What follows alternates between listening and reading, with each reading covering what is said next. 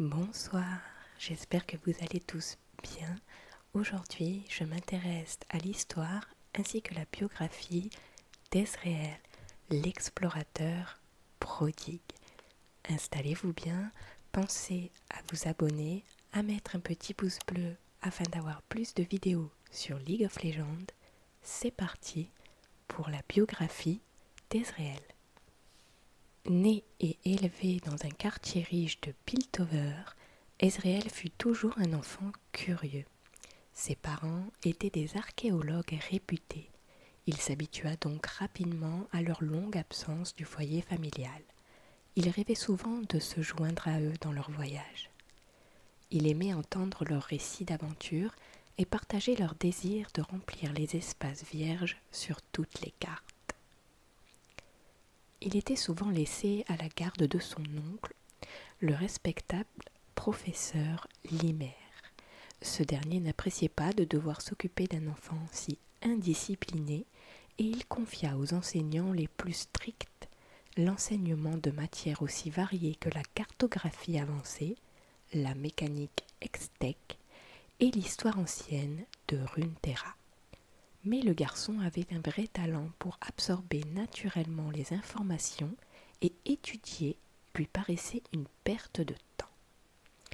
Il réussissait ses examens sans effort, avec ou pas de préparation, ce qui faisait enrager son oncle et lui donnait plus de temps pour traîner dans l'université. Ezréel prenait grand plaisir à échapper aux surveillants du campus, empruntant les souterrains sous les salles de cours ou les toits de la bibliothèque.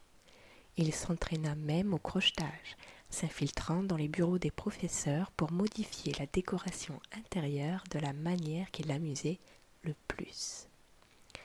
À chaque fois que les parents d'Ezréel revenaient à Piltover, son père lui racontait tout ce qu'ils avaient vu et lui expliquait leurs plans pour les expéditions à venir. Parmi ceux-ci, le plus secret et le plus ambitieux, la recherche de la tombe perdue de Nézuk, un tyran de Shurima dont on disait qu'il pouvait se téléporter instantanément d'un lieu à l'autre. Le père d'Ezréel en plaisantait. S'il pouvait apprendre quoi que ce fût sur la magie de Nézuk, ou qu'il voyageât, il pourrait revenir à Piltover pour souper avec son fils tous les soirs. En grandissant, le garçon vit ses parents de plus en plus rarement, et un jour, ils ne revinrent plus du tout. Le professeur Limer admit avec des larmes dans la voix qu'ils avaient sans doute péri quelque part dans le désert. Mais Ezréel ne pouvait en accepter l'idée. Ils préparaient toujours soigneusement leurs expéditions. Ils étaient forcément vivants quelque part, là dehors. Abandonnant des études qui ne l'intéressaient pas, le jeune explorateur décida de partir à leur recherche. Il savait que s'il voulait trouver sa mère et son père, il lui fallait commencer par le tombeau de Nézuk. Il passa des semaines à voler secrètement du matériel de l'université. Diagrammes célestes, traduction de sceaux runiques, guide sur les rites funéraires de Shurima, sans compter des lunettes de protection. Il laissa un message d'adieu à son oncle et se faufila à bord d'un navire commercial partant pour Nashramai.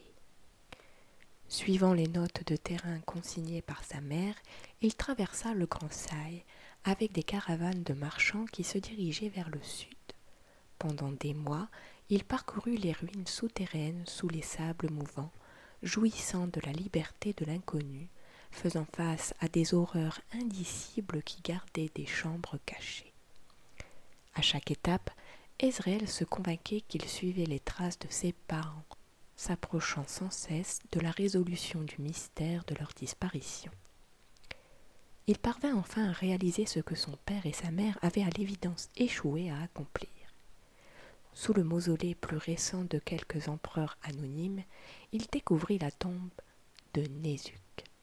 Le grand sarcophage était vide, à l'exception d'un gantelet de bronze qui contenait en son centre une brillante matrice cristalline. Dès qu'Ezréel mit la main dessus, le tombeau lui-même sembla se retourner contre lui, avec tout son réseau de pièges édifiés des millénaires plus tôt. Sans même réfléchir, le jeune homme s'empara du gantelet et se fraya vigoureusement un chemin vers la sortie. Il parvint même à se téléporter sur les dernières centaines de mètres pendant que tout s'effondrait dans un nuage de sable et de poussière de pierre. Le souffle court, Ezréel regarda le gantelet qui bourdonnait en rythme avec son cœur. Il le sentait qui siphonnait et amplifiait sa propre essence. Il comprit qu'il venait de trouver une arme incroyable venue du fond des âges. Une arme digne d'un dieu guerrier de Shurima et l'outil parfait pour un explorateur. Peu après son retour à Piltover, Ezréel décida de repartir et vaqua désormais d'aventure en aventure. Des cités perdues au temple mystique, sa capacité à dénicher les trésors le mena dans des endroits dont les érudits des universités ne connaissaient que le nom sur les cartes et sa réputation commença à grandir. Bien sûr, dans l'esprit d'Ezréel, ce que l'on racontait de ses exploits n'était jamais à la hauteur de ce qu'il avait vraiment accompli, car il voulait qu'on le connaisse comme le plus grand aventurier du monde afin que ses parents entendent parler de lui, reviennent enfin.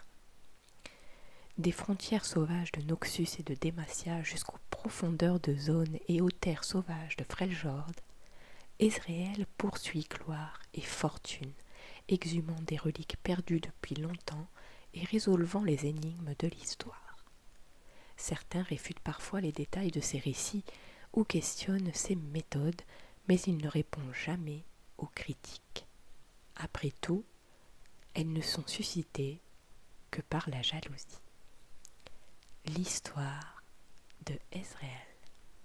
Après des heures passées à arpenter cette jungle à l'atmosphère étouffante et humide, l'air frais de cette crypte souterraine est une bénédiction. Bien sûr, une mort atroce m'attend potentiellement à chaque nouveau couloir, mais il en va de même pour la gloire. Je traverse une arche de pierre et des nuages de poussière s'élèvent du sol comme des fantômes, révélant un chemin circulaire creusé dans la pierre. Ce tombeau a la réputation d'être impénétrable, inaccessible et mortel. Aucun explorateur n'en est jamais revenu vivant, mais après tout, aucun d'entre eux n'était moi. Jusqu'ici, j'ai parcouru des kilomètres de dédales souterrains, j'ai évité des pièges de sable remplis de pointes acérées, j'ai rampé sous des lames pendules et j'ai lutté dans des fosses à reptiles.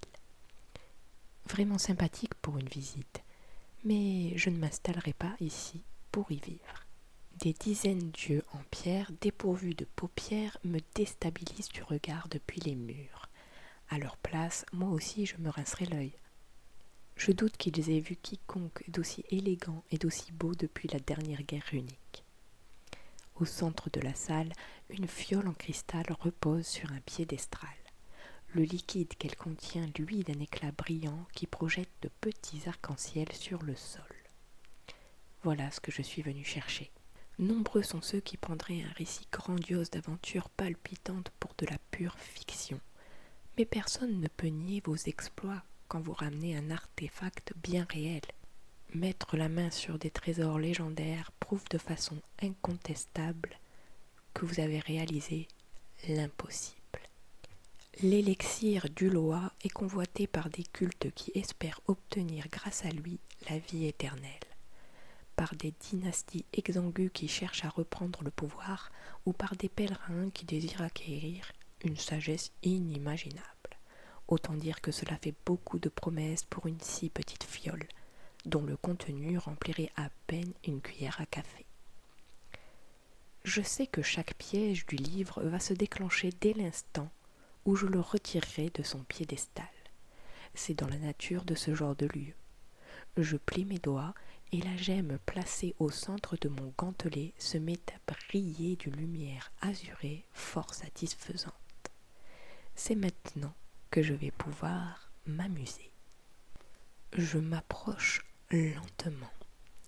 Une dalle tremble légèrement sous mes pieds et je recule pour éviter d'activer un mécanisme quelconque. Je me ferai un chemin avec précaution à travers la salle, en ne marchant que sur les dalles qui me semblent stables.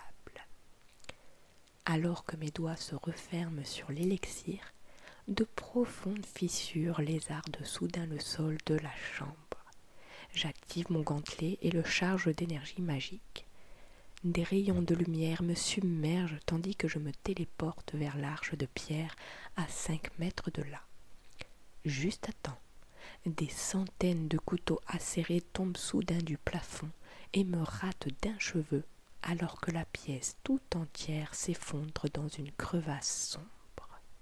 Le pouvoir de mon gantelet est parfait pour ce genre de situation désespérée, mais il ne me permet pas de traverser d'énormes distances. Il met un peu trop de temps à se recharger à mon goût.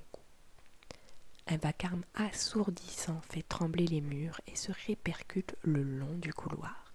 On dirait que les antiques fondations de cette tombe ne vont pas tenir très longtemps. Il est temps d'accélérer le mouvement. Personnellement, j'aime que mon sol soit parfaitement solide avec une bonne dose de fiabilité. Je m'enlace donc le long du tunnel, tandis que des fissures toujours plus grandes creusent la roche derrière moi. Je suis les marques que j'ai inscrites à la craie sur les murs pour m'orienter dans la tombe, glissant sous les arches qui s'effondrent, sautant par-dessus les sables mouvants qui bouillonnent et esquivant les énormes rochers qui roulent en tous sens pour bloquer ce passage qui se rétrécit de plus en plus. Le mur à ma droite s'effondre et révèle une armée d'insectes colossaux qui se précipitent vers moi, leurs pinces en avant et leurs mâchoires dégoulinantes de venin. Je vois les yeux rougeoyants et affamés de milliers d'araignées qui me fixent tandis que des scorpions s'avancent vers moi, le dard relevé. Ces vermines de la jungle sont une sacrée nuisance, mais j'ai l'insecticide idéal pour m'occuper d'elles. Je ferme les yeux pendant une fraction de seconde. L'énergie circule le long de mon bras et pulse le long de mes nerfs pendant que je concentre mon pouvoir dans la gemme. Je tends le bras, stabilise mon gantelet et vise la plus grosse araignée. Alors que le monstre ouvre sa mâchoire pour m'attaquer, je déchaîne un puissant rayon d'énergie dans sa gueule et l'envoie bouler dans la horde rampante. L'odeur de chitine brûlée me pique la gorge et me retourne l'estomac.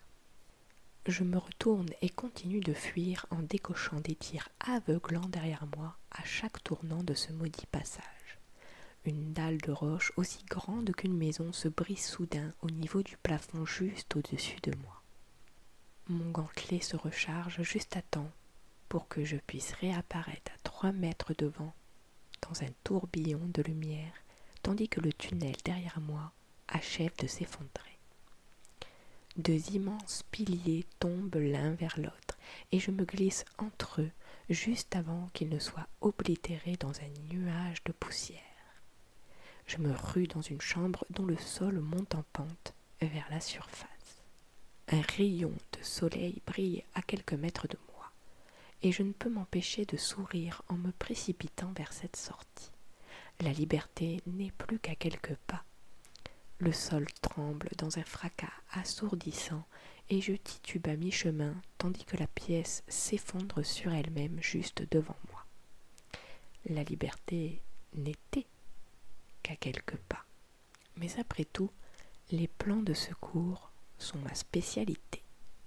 Je prépare mon gantelet et je concentre toute mon énergie dans la gemme. Je sens qu'elle aspire mon pouvoir. Ma vision se trouble et le monde semble trembler autour de moi tandis que la pierre se remplit de magie. Le gantelet pulse d'une énergie aussi bleue que l'azur. J'ouvre ma main et un arc de lumière dorée aussi large que le tunnel lui-même explose de ma paume. La puissance du souffle me fait tituber, mais je reste concentré.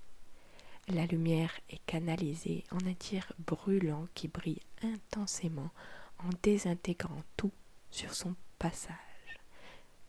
Il laisse une petite ouverture très étroite derrière elle, mon genre d'ouverture préféré. Je referme mon poing et le tunnel s'assombrit de nouveau. Le sol tremble désagréablement et je tombe à genoux. Je suis tellement épuisée que j'arrive à peine à bouger, encore moins à me relever. À quelques centimètres de mon visage, des fissures commencent à fendre le sol plus vite que je ne peux les compter. Ça, c'est pas bon signe. Le tombeau ne tiendra plus très longtemps. Je rassemble le reste de mes forces et je me lève avant de courir vers ce qui, j'espère, est mon salut. Je perds de vue la lumière du soleil. Un autre fracas assourdissant. Les murs autour de moi commencent à s'effondrer. Je ferme les yeux et je plonge à travers le trou. Il n'y a rien de mal à espérer avoir un peu de chance, et pour une fois, je suis extraordinairement chanceux. Je roule sur le sol et me relève, inspirant l'air douceâtre de la jungle. Derrière moi, l'entrée du tombeau s'effondre pour de bon en exhalant un nuage de poussière antique. Je prends le temps d'épousseter la saleté sur mes épaules, je repousse la mèche de cheveux qui m'était tombée devant les yeux d'un geste bien rodé, et je m'éloigne. Encore une ruine inaccessible dont je suis venue à bout. Encore un nouveau trésor pour prouver la véracité de mes récits héroïques. Et tout ça avant l'heure du déjeuner.